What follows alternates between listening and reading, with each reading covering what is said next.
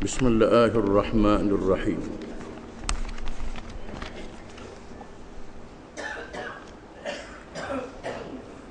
Firman Allah Ta'ala,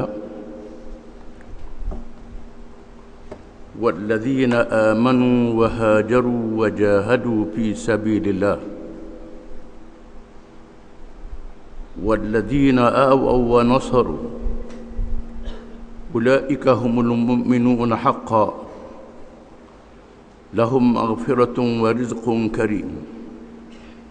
Suratul Anfal ayat 73. Artinya, dan orang-orang yang beriman dan berhijrah serta berjihad pada jalan Allah, dan orang-orang yang memberi tempat kediaman dan memberi pertolongan, mereka itulah orang-orang yang benar-benar beriman. Mereka memperolehi keampunan dan rezeki yang mulia. Suratul Anfal ayat 74. Ayat ini menyatakan berkenaan dengan hijrah yang melahirkan dua kumpulan di kalangan orang Islam. Yang pertama dikenali dengan golongan muhajirin, yang kedua dikenali dengan golongan Ansar. Kedua-dua golongan ini adalah orang-orang beriman yang sebenar. Sekiranya kita ingin ataupun nak mengambil contoh orang Islam yang sebenar, kita mestilah mengambil contoh daripada mereka. Mereka adalah orang-orang yang beriman, yang telah diuji oleh Allah Subhanahu wa Ta'ala. Dan kita mesti faham bahawa tiap-tiap orang yang beriman mesti diuji oleh Allah Ta'ala. Firman Allah Ta'ala, Hasiban nasu an yutraku an yaqulu amanna wa hum la yuftanun. Walaqad fatanna alladhina min qablihim fala ya'lamanna Allahu alladhina sadaqu wa la ya'lamanna al-kadhibin. Yang bermaksud, adakah manusia itu mengira sudah cukup apabila mereka bercakap, kami telah beriman, kami beriman dah, sudah cukup, padahal belum lagi datang kepada mereka, padahal mereka tidak diuji, tidak dicuba. Setiap orang yang beriman diuji dan dicuba. Belum lagi datang ujian, belum tentu lagi iman yang sungguh. Sesungguhnya Allah menguji umat-umat Nabi zaman dahulu. Setelah diuji, maka ternyatalah benarnya orang-orang yang benar beriman dan orang-orang yang bohong beriman. Yang cakap saja, bercakap dega-dega, nak buat tu, nak buat ni, tapi tidak berjuang, tidak diuji. Allah Ta'ala telah memilih di kalangan generasi awal, kumpulan pertama orang Islam,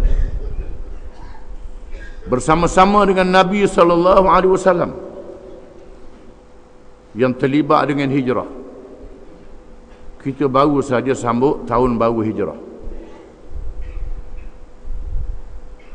Mereka yang terlibat dengan hijrah ini ialah golongan muhajirin dan golongan ansar. Golongan muhajirin ialah kalangan mereka yang Islam lebih awal di Makkahul Mukarramah dan sedikit saja di luar Mekah, seperti Abu Dhar radhiyallahu anhu, bukan dari Mekah. Kebanyakannya daripada Mekah. Dan mereka yang di Mekah inilah diuji selama 13 tahun. Mereka yang lemah, yang tidak mendapat perlindungan daripada keluarga dan anak beranak, ditangkap, diseksa, ada yang dibunuh sehingga mati, seperti Yasir dan isterinya Sumayyah radhiyallahu anhuma dibunuh mati oleh Abu Jahal. Ada yang diseksa seperti Bilal bin Rabah, Ammar bin Yasir, dan lain-lain lagi yang diseksa dengan teruk dan beratnya, dengan berbagai-bagai seksa. Setelah 13 tahun Allah Ta'ala biarkan mereka diseksa selama 13 tahun. Tak diwajibkan berperang, tak disuruh bertindak. Mereka disuruh bersabar selama 13 tahun. Mereka yang tahan uji sahaja yang boleh sabar dalam masa 13 tahun diseksa, disekat perniagaannya, disekat kehidupannya, dihina dengan berbagai-bagai cara. Setelah hampir 13 tahun, maka Allah Subhanahu wa taala mengizinkan Rasulullah sallallahu alaihi wasallam mencari negeri lain. Penduduk negeri itu bersedia untuk menyerahkan diri mereka, harta mereka dan tanah air mereka menjadi tempat untuk didirikan Islam yang ditegakkan kerajaannya, yang diamalkan hukum hakamnya. Maka Nabi SAW mencari golongan yang kedua yang dikenali dengan golongan Ansar, golongan yang bersedia untuk memberi pertolongan. Maka Nabi SAW memilih yang pertama musim haji. Musim orang-orang Arab berhimpun di Mekah mengerjakan haji, kerana ibadat haji ini menjadi amalan orang-orang Arab sebelum daripada kedatangan Rasulullah sallallahu alaihi wasallam. Mereka berhimpun di situ. Maka Nabi SAW mengambil peluang, bertemu dengan pemimpin-pemimpin kabilah yang ramai pengikut-pengikutnya, yang ada negerinya. Bertemu dengan pemimpin ini, mengajak mereka kepada Islam, menyerahkan negeri mereka, berjuang untuk menegakkan Islam. Allah Ta'ala menjanjikan kemenangan di dalam ayat-ayat yang banyak. Di antaranya firman Allah Ta'ala, wa'adallahu alladhina amanu minkum wa 'amilus salihat la yastakhlifannahum fil ard kama istakhlafa alladhina min qablihim wa la yumakkinanna lahum dinahum alladhi irtada lahum wa la yubaddilannahum min ba'di khawfihim amna ya'budunani la yushrikuna bi syai'a wa man kafara ba'da dhalik fa ulaika humul fasiqun. Allah berjanji kepada orang-orang yang beriman dan mengerjakan amal yang soleh daripada kamu. Daripada kamu, bukannya semua kamu. Daripada kamu yang beriman ini ada satu golongan yang mengerjakan amal yang soleh, iaitulah berjihad, berjuang. Allah Ta'ala janjikan akan jadikan mereka itu golongan yang memerintah negeri. Lalu Allah tukarkan keadaan daripada ketakutan kepada keamanan. Dalam keadaan mereka itu mengabdikan diri kepadaku, mereka tidak menyekutuiku dengan sesuatu yang lain, dan sesiapa yang kufur selepas itu, mereka itulah orang-orang yang fasik. Ayat ini dalam surah An-Nur, surah yang disebut di dalamnya hukum hudud, disebut dalamnya hukum yang berkait dengan masyarakat, di mana hukum-hukum ini memerlukan sebuah kerajaan yang didirikan. Sebelumnya disuruh bersabar. Khabbab bin Al-Arat radhiyallahu anhu yang diseksa dengan besi panas, kerana Khabbab ni tukang besi. Dia mengambil upah membuat senjata dan sebagainya daripada pemimpin Mekah dan penduduk Mekah. Bila dia masuk Islam, dia telah diberkas besi yang dibakar dalam bara diletak atas belakang dia. Upahnya tak dibayar, harganya tak dibayar.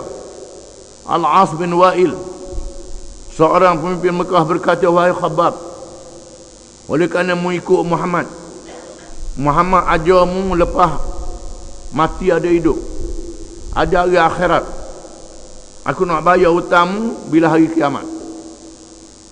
Dia buat senda-senda, main-main.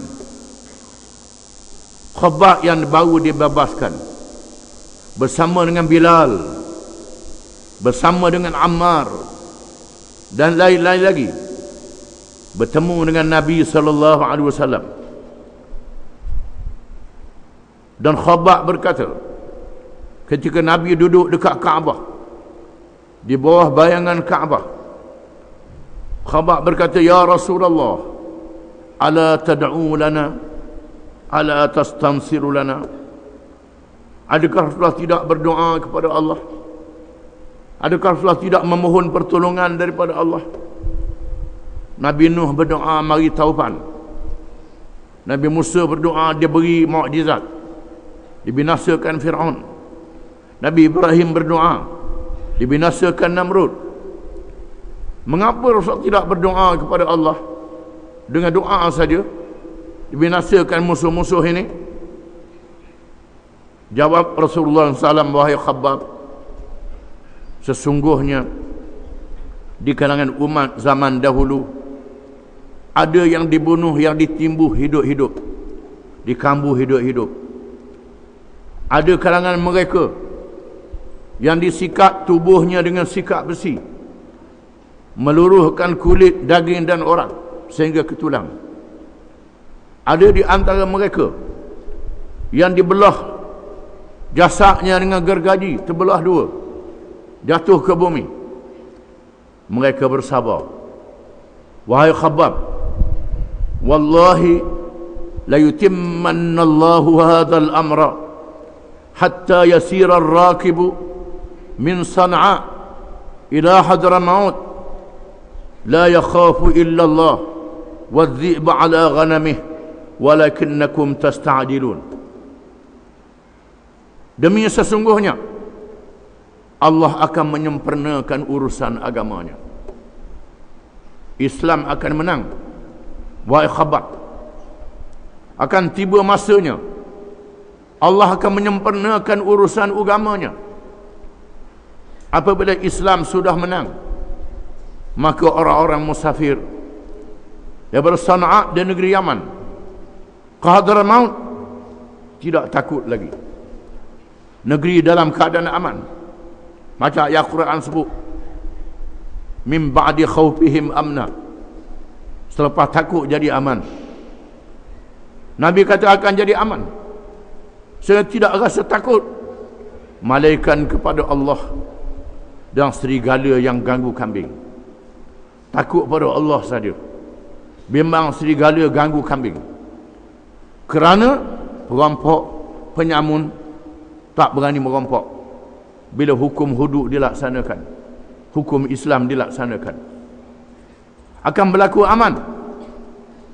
Mereka diuji selama 13 tahun.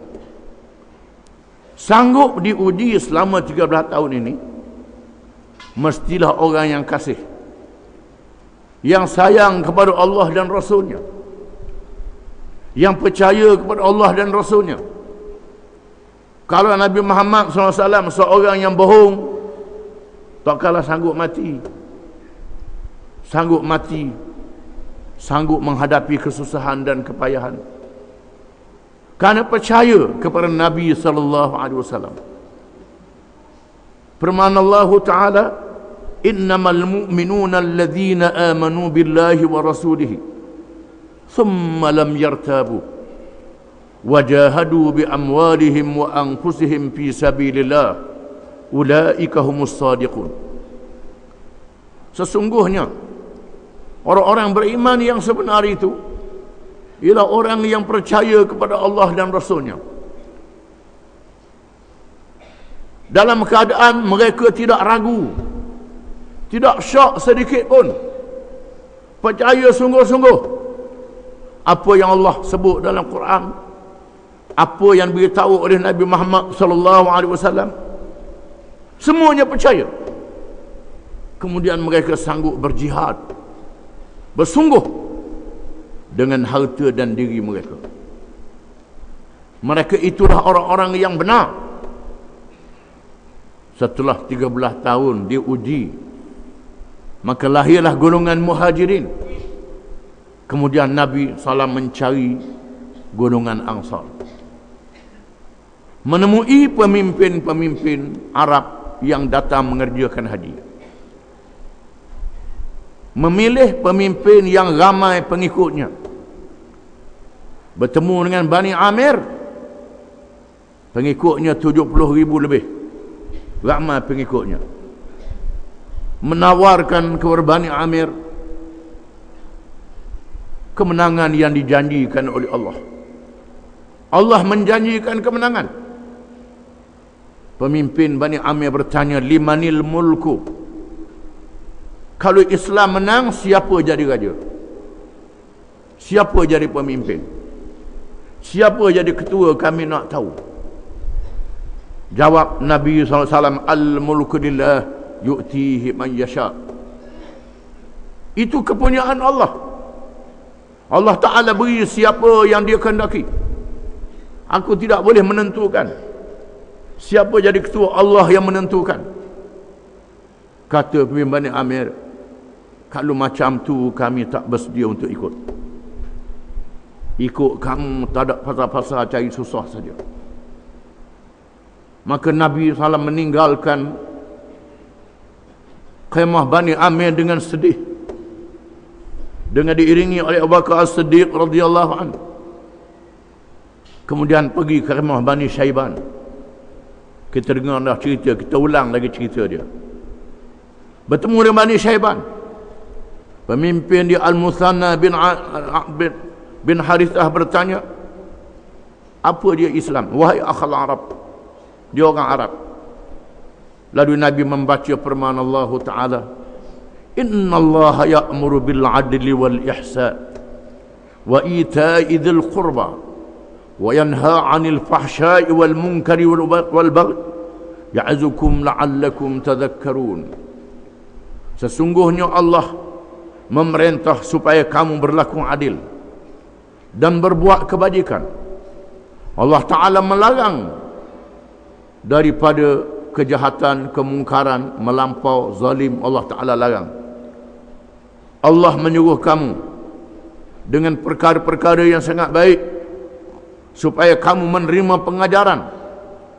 Lalu pemimpin Bani Amir bertanya lagi, apa dia lagi wahai akhal Arab, wahai saudara Arab? Lalu Nabi kata, ucapkan asyhadu an la ilaha illallah wa asyhadu anna Muhammadar Rasulullah. Terjemahan yang mudah, aku naik saksi bahawa tidak ada Tuhan yang sebenar melainkan Allah dan Muhammad itu Rasulullah. Itu saja maknanya. Al-Musanna terkejut, tersentak, kerana dia bukan saja faham terjemahan, dia faham maksud dua kalimah syahadah ini. Al-Musanna berkata, hadza amrun takrahuhul muluk id an tuharibuka al-arab wal ajam. Ini perkara yang dibenci oleh raja-raja, dibenci oleh pemimpin-pemimpin. Semua kerajaan dalam dunia tidak suka dengan perkara ini.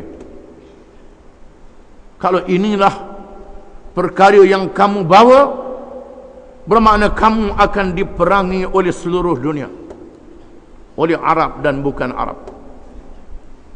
Nabi kata, orang yang sanggup bersama dengan aku mestilah yang bersedia untuk menghadapi musuh yang datang dari segenap penjuru. Al-Musanna kata, kalau sekadar berdepan dengan kabilah-kabilah Arab kami bersedia, tetapi menghadapi Parsi kami bersempadan dengan Parsi. Parsi adalah kuasa besar dunia. Sekali kami menang, sekali kami kalah. Kami tidak boleh mengalahkan mereka. Mereka kuasa besar dunia. Mereka tak dengar cakap kami, mereka tak peduli.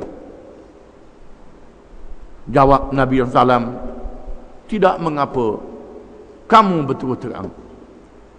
Bila kamu dengar kami sudah berjaya, sila datang. Nabi meninggalkan khemah Bani Syaiban dengan agak lega, kerana sudah ada kabilah Arab yang bersedia untuk menerima. Ini akan menjadi pejuang Islam di masa yang akan datang. Akhirnya bertemulah dengan orang-orang Madinah, Aus dan Khazraj, yang bersedia untuk menjadi golongan Ansar, golongan yang menegakkan Islam. Nabi bertemu dengan mereka. Mereka adalah orang-orang yang bergaul dengan orang-orang Yahudi dan Kristian. Orang Yahudi dan Kristian sudah tahu kedatangan Nabi Muhammad sallallahu alaihi wasallam. Sudah tahu. Menyebabkan mereka menunggu-nunggu kedatangan Nabi Muhammad sallallahu alaihi wasallam, Nabi akhir zaman. Apabila Nabi melawat ke khemah mereka, pemimpin-pemimpin Aus dan Khazraj menerima Islam, tak ke apa dah, mereka terima Islam. Lalu Nabi minta bai'ah. Bai'ah ialah janji setia, janji sanggup bersama dengan Islam. Nabi minta, sabda Rasulullah SAW, bai'uni ala sam'i wa ta'ati fil nashati wal kasal wa ala nafaqati fil usri wal yusr وعلى الأمر بالمعروف والنهي عن المنكر وعلى أن تقوموا في الله ولا تأخذكم في الله لومة لائم وعلى أن تنصروني وتمنعوني منه إذا قدمت إليكم مما تمنعون منه أهليكم وأموالكم فلكم الجنة. Aku minta kamu yang pertama berjanji dengan aku, dengar dan taat. Apa yang aku suruh mesti dengar dan taat. Di masa rajin dan malas, sama ada rajin, malas, mesti dengar dan taat. Ini yang pertama. Jangan hak setuju di hati dia ikut, tak setuju di hati tak ikut. Ini tak betul. Bila dengar arahan ikut. Yang kedua, sanggup membelanjakan harta kamu. Bukan aku nak bagi duit pada kamu, aku nak minta duit kamu. Kamu kena bagi duit kamu, harta kamu, untuk menegakkan Islam di masa senang dan susah. Yang ketiga, menyuruh kepada yang baik dan mencegah kemungkaran. Yang keempat, bangun menyatakan yang benar, tidak peduli dicela oleh orang yang mencela. Dan kelima, sanggup menolong aku dan mempertahankan aku bila aku sampai ke negeri kamu, sebagaimana kamu mempertahankan keluarga dan harta kamu. Allah menjanjikan syurga kepada kamu. Lalu mereka menerima bai'ah ini seorang demi seorang. 70 orang lelaki, 2 orang perempuan muslimat berbai'ah. Maka berlakulah hijrah yang kita sambut pada hari ini. Maka Nabi SAW berhijrah ke Madinah dengan pertolongan Allah Subhanahu wa taala. Maka tegaklah negara. Dan mereka yang berhijrah ini adalah mereka yang kasihkan Nabi sallallahu alaihi wasallam. Di sini ditunjukkan contoh bagaimana sahabat-sahabat mengasihi Rasulullah sallallahu alaihi wasallam.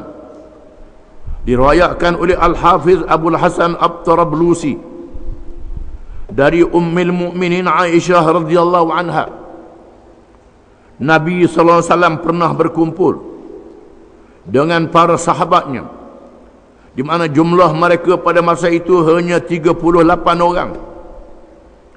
38 orang saja yang masuk Islam. Tiba-tiba Abu Bakar meminta supaya berdakwah dengan cara terbuka. Abu Bakar minta, tak usah sembunyi-sembunyilah, terang-terang kita ajak orang masuk Islam. Lalu Rasulullah SAW bersabda, "Ya Abu Bakar, inna qalil." Wahai Abu Bakar, bilangan kita sedikit. Kita sedikit. 30 orang lebih saja, 38 orang. Abu Bakar mahu berterang-terangan juga. Akhirnya Rasulullah SAW keluar ke masjid bersama-sama sahabatnya. Lalu Abu Bakar pun bangun memberi ucapan. Maka marahlah orang-orang musyrikin.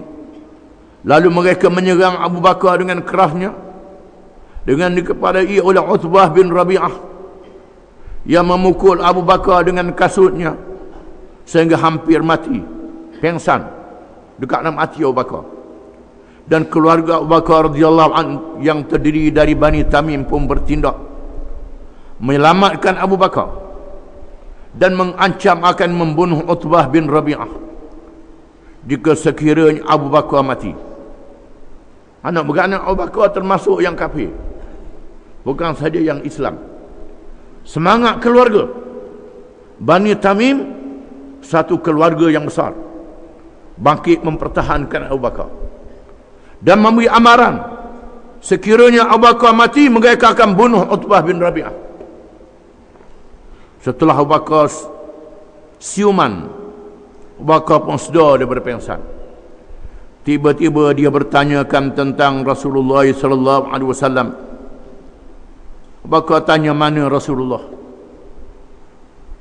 Sedar daripada pengsan, tanya Rasulullah. Ucapan yang tidak disukai oleh keluarganya. Anak beranak dia ada hak kafir. Tak jadi ke anak beranak dia tolong dia, tanya Rasulullah juga. Di sini menunjukkan bagaimana kasihnya sahabat kepada Nabi sallallahu alaihi wasallam. Sehingga ibunya Ummul Khair datang, dia tetap juga bertanyakan tentang Rasulullah sallallahu alaihi wasallam. Mak dia sendiri mari, mak dia kafir lagi masa tu. Mak dia kafir. Mak Abu Bakar. Mari. Tak tadi ke mak dia, tanya Rasulullah juga. Sehinggalah dia dipapah oleh ibunya menghadap Rasulullah sallallahu alaihi wasallam. Mak dia yang masih kafir ni papah dia dengan anak beranak dia, bawa berjumpa dengan Nabi SAW. Apabila dia mengancam tidak akan makan dan minum selagi tidak bertemukan Rasulullah sallallahu alaihi wasallam. Kerana dia ugut, dia tak mau makan, tak mau minum kalau tak bawa bertemu dengan Nabi sallallahu alaihi wasallam. Kerana Abu Bakar ni disayangi oleh keluarga dia. Dia seorang yang ada harta, dia tolong keluarga dia termasuk yang kafir. Mereka sangat menghormati Abu Bakar. Oleh kerana itu dia ikutlah kehendak Abu Bakar. Dan apabila bertemu Rasulullah SAW, dia meminta supaya didakwah dan didoakan kepada ibunya. Bila bertemu dengan Nabi SAW, dia minta Nabi SAW ajak mak dia masuk Islam dan doakan supaya ibu dia masuk Islam. Lalu Rasulullah SAW berdoa untuknya. Rasulullah SAW berdoa, doa seorang Rasul diperkenankan oleh Allah. Kemudian mengajaknya memeluk Islam. Lalu dia masuk Islam. Ibu Bakar masuk Islam. dengan dakwah dan doa Nabi sallallahu alaihi wasallam. Kisah ini menunjukkan bagaimana Abu Bakar sayangkan Nabi sallallahu alaihi wasallam. Kalau Nabi itu bohong, Nabi itu pelawak, siapa begini sekali ke sahabat sayang ke dia? Sudah tentulah Nabi SAW seorang yang benar, yang diketahui benar dan ikhlasnya.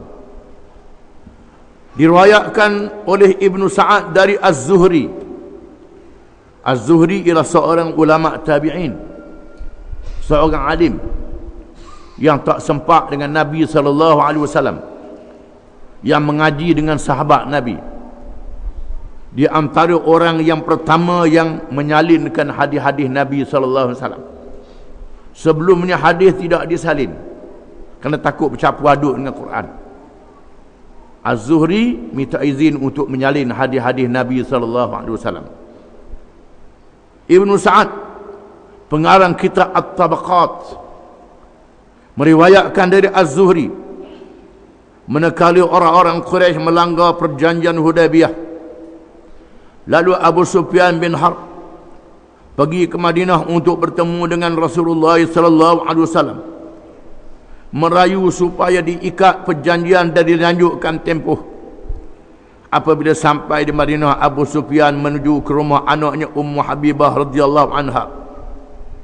Manakala Abu Sufyan radhiyallahu an masuk duduk di atas hamparan Rasulullah SAW, tiba-tiba Ummu Habibah menarik dan menggulungnya. Lalu Abu Sufyan berkata, "Wahai anakku, adakah kamu tidak suka aku menduduki hamparan ini atau benci kepadaku?" Lalu Ummu Habibah menjawab, "Ia adalah hamparan Rasulullah SAW dan awak seorang musyrik yang najis." Cerita ini diriwayatkan juga dalam Sirah Ibnu Hisham dan Al-Bidayah wal Nihayah Ibnu Kathir. Ummu Habibah radhiyallahu anha, Ummul Mukminin, Ummu Habibah binti Abi Sufyan radhiyallahu anhuma. Abu Sufyan pada awalnya kafir, musyrik.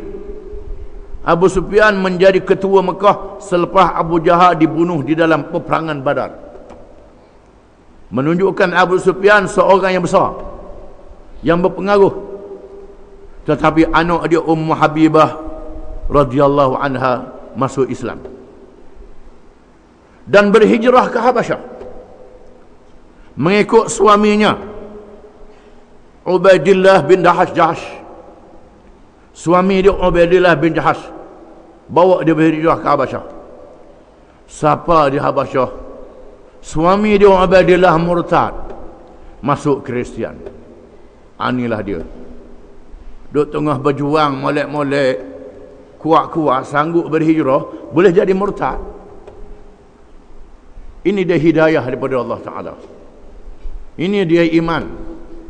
Jangan buat main-main. Setelah diseksa di Mekah, dipukul di Mekah, Nabi benarkan sahabat-sahabat dia berhijrah ke Habasyah.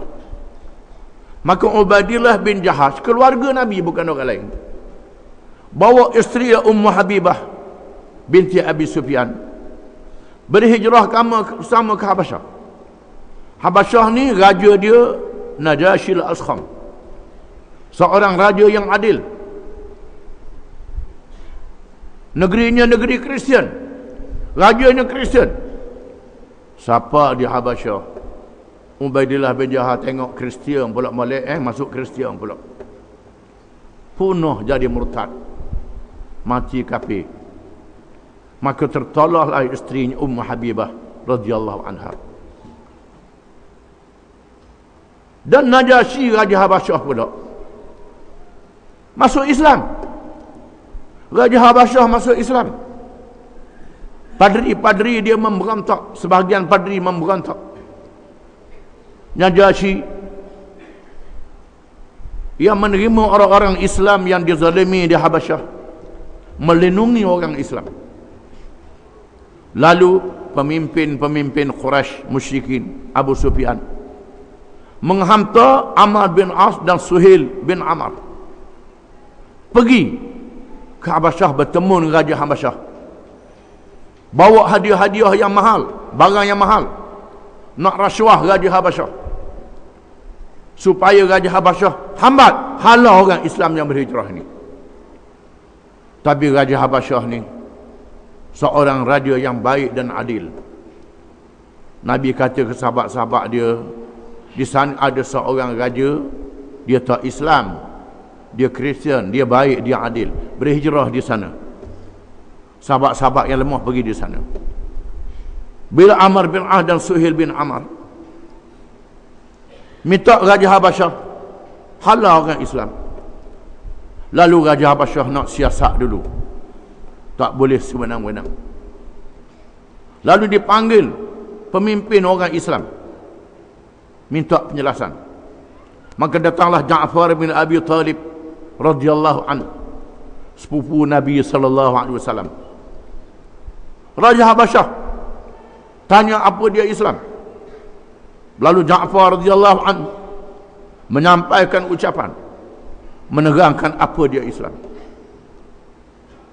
Lalu diminta baca mana-mana ayat yang diwahyukan. Ja'far membaca ayat-ayat dalam surah Al-Imran yang diwahyukan kepada Nabi sallallahu alaihi wasallam, mengisahkan tentang Isa dan ibunya alaihi wassalam. Bila Raja Habasyah dengar ayat Quran, Raja Habasyah dan padri-padrinya menangis dan berkata terang dan nyata, macam nyata tongkat yang ada di tangan aku ini. Lalu dihalaunya Amr bin As dan Suhail bin Amr, dihambat, dan rakyatnya memberontak. Sebahagian ikut dia, sebahagian tak ikut dia. Ummu Habibah yang suaminya murtad dikahwini oleh Nabi SAW. Nabi menghantar sahabatnya Ammar bin Umayyah Ad-Damri pergi ke Habasyah untuk meminang Ummu Habibah radhiyallahu anha. Ini Nabi mengahwinkan anak Abu Sufyan, pemimpin Mekah, yang ditinggalkan oleh suaminya. Ayahnya seorang pemimpin besar di Mekah. Ummu Habibah menerima pinangan Nabi SAW, dan Nabi mewakilkan Ammar bin Umayyah Ad-Damri menjadi wakil untuk mengahwinkannya dengan Ummu Habibah, dan mewakilkan Raja Habasyah Najasyi untuk menjawab akad nikah itu. Di sinilah sunnah boleh mewakilkan akad nikah. Boleh wakil korang akad nikah ni. Wakil korang akad, wali wakil, kemudian wakil tukang jawab. Jangan tukang jawab tu gomong ke dia lah, tak boleh pula. Maka dia akadkan nikah dengan belanja 400 dinar. Nabi beri belanja 400 dinar. Banyaklah di zaman itu 400 dinar. Di mana Ummu Habibah tinggal dalam keadaan dagang di Habasyah. Najasyi menjawab perkahwinan itu. Di sini sunnah tawkil di dalam nikah ini. Dan Ummu Habibah balik ketika Nabi berhijrah ke Madinah, duduk dengan Nabi. Maka berlakulah perjanjian Hudaibiyah. Perjanjian yang berlaku bila Nabi nak masuk ke Mekah dengan sahabat-sahabat dia kerana terlalu rindukan Mekah. Allah Ta'ala beri Nabi bermimpi masuk Mekah, menandakan mimpi seorang Nabi adalah benar. Nabi pun suruh sahabat-sahabat dia bersedia. Bersedialah sahabat-sahabat dengan pakaian ihram untuk mengerjakan umrah. Tidak dibenarkan membawa senjata panah, tombak senjata panjang, hanya pedang yang pendek saja, pedang saja, dan pisau saja untuk dibawa. Tak bawa senjata untuk perang. Bila sampai di sempadan tanah haram, tiba-tiba Nabi SAW dan sahabat-sahabatnya dihalang oleh bala tentera musyrikin Mekah, tak dibenar masuk. Lalu Nabi menghantar menantunya Uthman bin Affan radhiyallahu anhu masuk ke Mekah berundi dengan Abu Sufyan. berunding dengan pemimpin Mekah. Sayyidina Osman tak balik-balik. Tak balik Sayyidina Osman. Tak tahu apa jadi, boleh jadi dibunuh. Lalu Nabi minta sahabat-sahabatnya berbai'ah. Dikenali dengan Bai'atul Ridwan. Nabi duduk bersandar di pokok. Sahabat dia datang memegang tangan Nabi, berjanji untuk mati. Nak masuk Mekah dengan perang. Walaupun ada senjata pendek, perang walaupun mati. Allah Ta'ala sebut dalam Quran, yadullahi fawqa aydihim. Tangan Allah di atas tangan-tangan mereka yang berjanji dengan Nabi sallallahu alaihi wasallam. Bila dengar Nabi bertekad dengan sahabat dia nak berperang, pemimpin Mekah pun takut. Hantar utusannya Suhail bin Amr dengan pengiringnya berunding dengan Nabi SAW. Akhirnya berunding, maka ditulis perjanjian Hudaybiyah. Perjanjian itu berat sebelah. Nabi suruh Sayyidina Ali tulis Bismillahirrahmanirrahim. Tulis. Suruh Sayyidina Ali tulis. Kata Suhail bin Amr, kami tak biasa dengar Bismillahirrahmanirrahim. Tak setuju apa Bismillahirrahmanirrahim, kami tak dengar. Tak biasa dengar perkataan macam ni. Tak apalah, Nabi kata tulis Bismikallahumma. Tulis Bismikallahumma. Sayyidina Ali pun tulis Bismikallahumma. Inilah perjanjian di antara Muhammad Rasulullah dengan Suhail bin Amr. Kata Suhail, jangan sebut Rasulullah. Kalau aku Suhail bin Amr, mu Muhammad bin Abdullah. Kerana kami tak percaya mu ni Rasulullah. Sebut Muhammad bin Abdullah. Nabi kata buang, robah, buang, padamkan. Sayyidina Ali tak mau padam. Sayyidina Ali tak mau padam Rasulullah. Nabi tanya kat mana? Sayyidina Ali pun, Nabi pun tunjuk. Sayyidina Ali pun tunjuk. Nabi buang dengan tangan dia Muhammad bin Abdullah. Tu dia, hak dia nak. Sahabat-sahabat dalam keadaan yang sangat marah. Kemudian dalam perjanjian itu Muhammad dan rakan-rakannya tak dibenarkan masuk ke Mekah pada tahun ini. Dibenarkan tahun hadapan. Nabi kata tulis. Sahabat-sahabat ni marah langgar tahun ni jugalah. Apa ni tahun depan. Ditulis lagi. Mana-mana orang Madinah yang melarikan diri dari Mekah tak boleh dihantar balik. Mana-mana orang Mekah yang melari ke Madinah dihantar balik. Nabi kata tulis. Sahabat kata apa benda ni, orang kita lari kat dia tak dia hantar balik, orang dia lari kat kita kena hantar balik. Nabi kata tulis. Sayyidina Ali pun tulis, ikut Nabi suruh. Mana-mana kabilah boleh bernaung, sama ada dengan Muhammad atau dengan Quraisy. Dalam tempoh beberapa tahun disebut tahun yang tidak boleh serang menyerang antara satu sama lain. Nabi kata tulis. Maka ditulis perjanjian ini. Setuju perjanjian ini. Ditandatangani di antara Nabi SAW dengan Suhail bin Amr. Suhail pun balik. Nabi dan sahabat-sahabatnya sudah pakai ihram. Allah Ta'ala menurunkan ayat, wa atimmul hajja wal umrata lillah fa in uhsirtum famastaysara minal had. Sempurnakan haji dan umrah.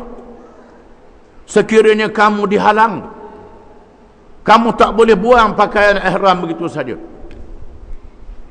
Kamu hendaklah menyembelih dam, menyembelih unta ataupun lembu ataupun kambing. Kibas, biri. Kibas tu biri lah. Biri kibas tu dia. Ada orang tua kata biri lain, kibas lain. Tamar lain, khema lain. Hak tu lihat lah tu. Duduk balah balik Mekah. Orang tua sama dulu. Nabi suruh sahabat-sahabat dia sembelih dam. Sembelih unta bagi 7 orang. Lembu bagi 7 orang. Kambing dan kibas bagi seorang. Sembelih kemudian cukur rambut. ataupun gunting, baru boleh pakai yang haram, buang pakaian. Lalu sahabat-sahabat tidak mengikut arahan itu. Masing-masing buat dah tahu. Nabi kelis saja. Kerana apa? Bukan marah ke Nabi, marah ke Nuh. Marah kepada Quraisy. Dan melihat perjanjian yang berat sebelah. Nabi masuk ke khemah isteri Ummul Mukminin Ummu Salamah radhiyallahu anha. Kata Ummu Salamah, wahai Rasulullah, Rasulullah buat sendiri, jangan berdoa ke orang. Pandangan Ummu Salamah, tubik Rasulullah sembelih, cukup kepala, jangan berdoa ke orang lain. Lalu Nabi pun tubik dengan nasihat isteri Ummu Salamah radhiyallahu anha yang dibawa sama pada masa itu.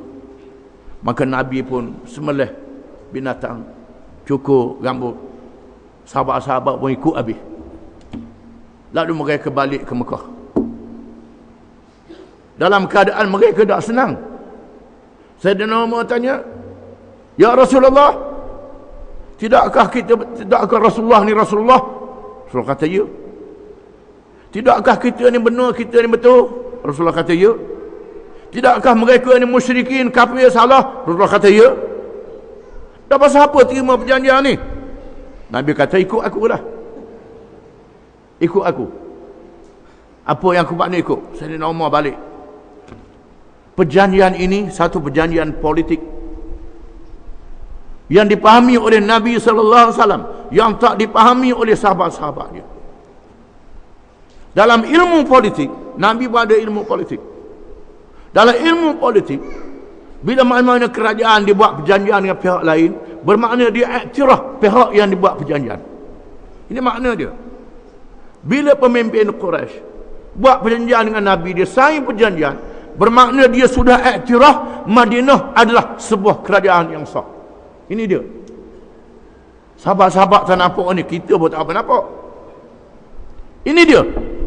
Ini sangat penting di dalam amalan politik. Sahabat-sahabat Nabi yang lari daripada Madinah ialah yang murtad. Hak murtad lari daripada Madinah pergi ke Mekah. Hak murtad biar dia lah, biar dia lari lah, duduk buat nyusah je hak murtad ni. Ada sahabat-sahabat yang pergi ke Madinah, Nabi atau balik, ada dalam keadaan sedih. Ada sahabat-sahabat yang cerdik, tak lari ke Madinah, lari pak lain, duduk di bukit, duduk di gunung, bersembunyi di gunung. Bila tengok orang musyrikin lalu, dia serang. Hak ni di luar perjanjian, aku tak tahu, Nabi kata ini di luar, tak masuk dalam perjanjian. Ada sahabat-sahabat yang begitu, kumpulannya bersembunyi, mana-mana bukit, tak pergi ke Madinah, tak pergi ke mana. Hak ni tak ada kawan ni. Mereka serang kabilah Quraisy yang lalu. Ini tak masuk dalam perjanjian. Setelah tahun depan Nabi pergi buat umrah. Buat umrah lah. Nabi suruh sahabat-sahabat dia masa tawaf tu buat berlari sikit. Tunjuk kita kuat, kita gagah. Tunjuk keperkasaan kita. Nabi Malik, padahal Nabi mimpi seolah-olah Mekah tu dah boleh tawan, tetapi belum boleh tawan lagi. Tiba-tiba satu kabilah, iaitulah kabilah Khuza'ah. Khuza'ah ni belum Islam lagi. Sebahagiannya Islam, sebahagiannya tidak. Mereka ni adalah puak Arab yang baik dengan datuk nenek Nabi, tidak turun-temurun.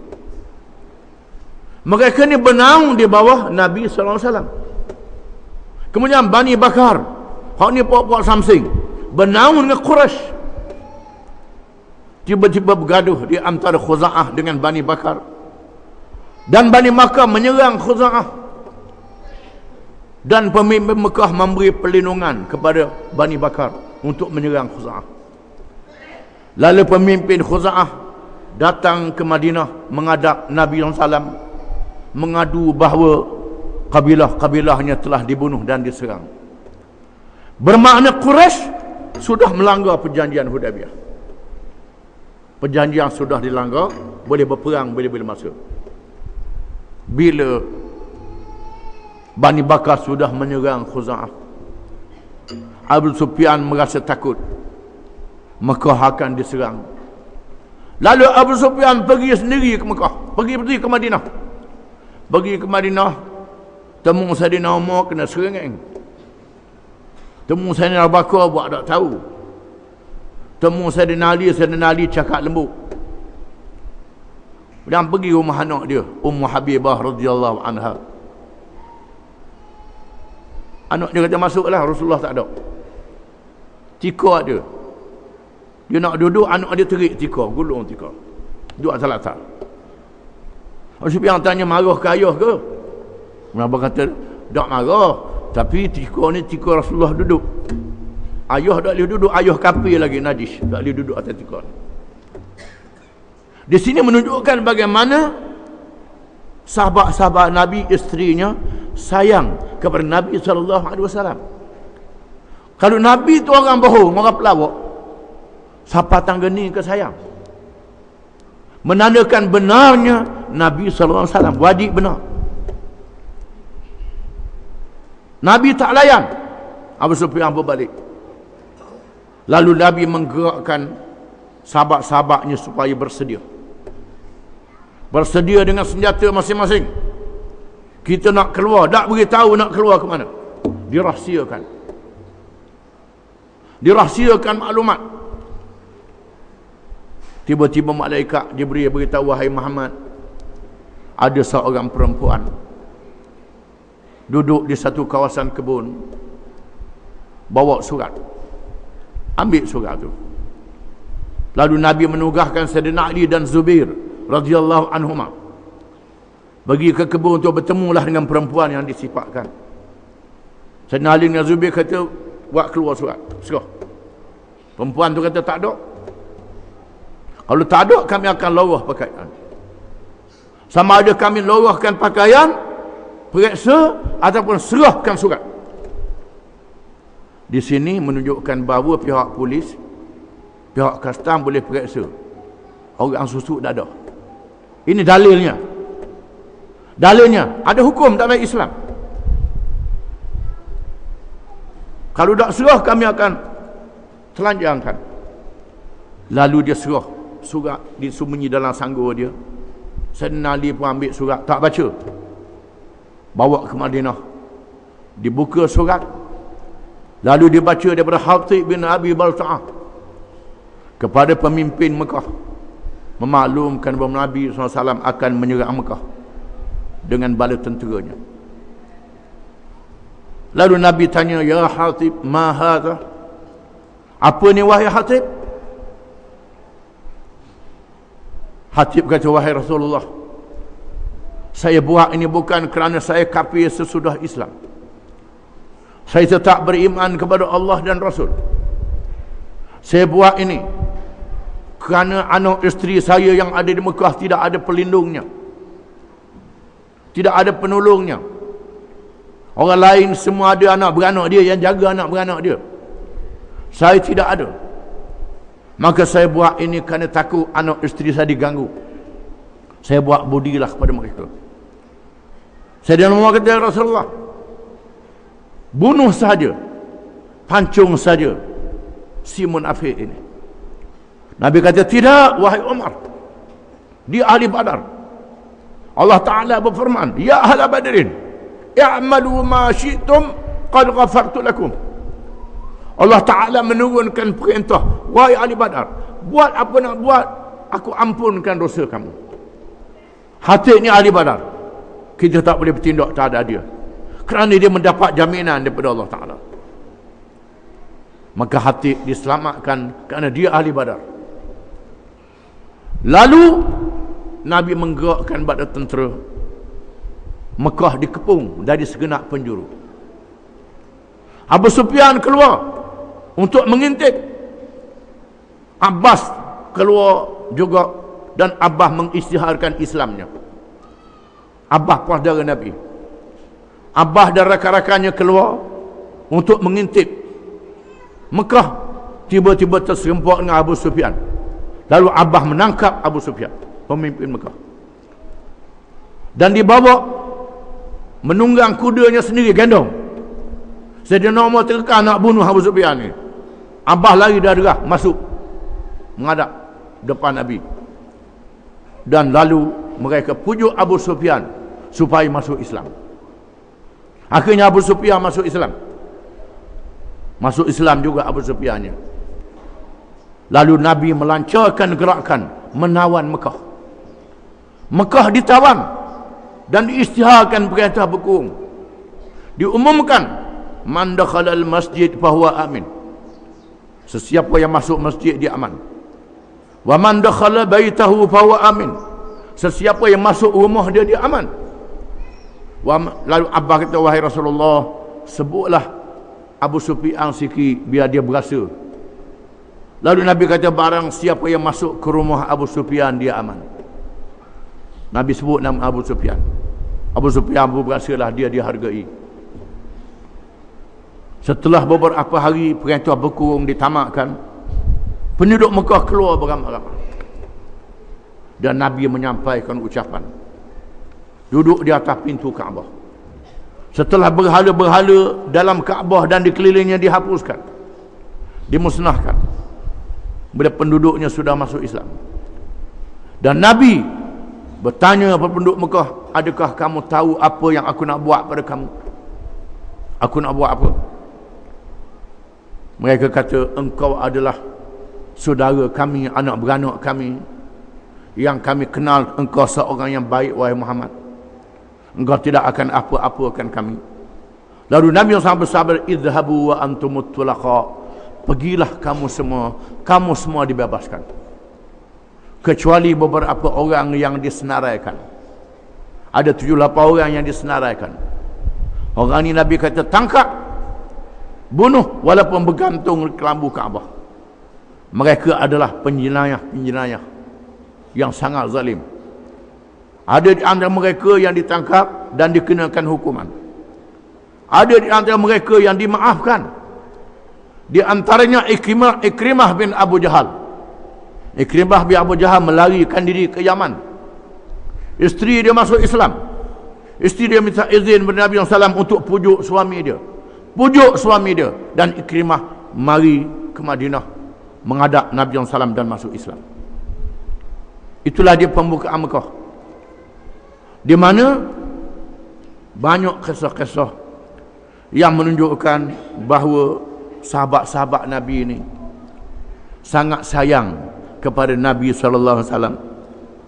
Nah tersebut menunjukkan betapa keimanan yang tidak ada tolak bandingnya terhadap Rasulullah SAW yang berlaku di kalangan para sahabat radhiyallahu anhum, di mana keimanan itu lahir dari keyakinan mereka terhadap kebenaran Rasulullah SAW di sepanjang hidup mereka. Menunjukkan bahawa Rasul bersifat dengan benar. Benar adalah wajib bagi Rasul. Di antara dalilnya ialah sahabat-sahabat sanggup bermati-matian bersama dengan Rasulullah SAW. Kalau Rasulullah tu orang bohong, tak kalah sanggup mati sampai begitu. Ini menandakan Rasulullah adalah seorang yang benar, yang dijamin oleh Allah benarnya, dan diakui oleh sahabat-sahabat Nabi radhiyallahu anhum. Allah Ta'ala redha pada mereka, dan mereka adalah orang-orang yang baik. Orang yang baik, sahabat-sahabat ni, orang yang amanah, yang mengaku bahawa Nabi adalah seorang yang benar. Maka kita kena beriman, kena percaya Nabi adalah seorang yang benar. Kalau ada orang kata kita pakai Quran saja, Nabi dah apalah gitu-gitu je, orang tu tak betul. Salah, kena tolak, kena buang. Tolak tepi, kena minta dia bertaubat.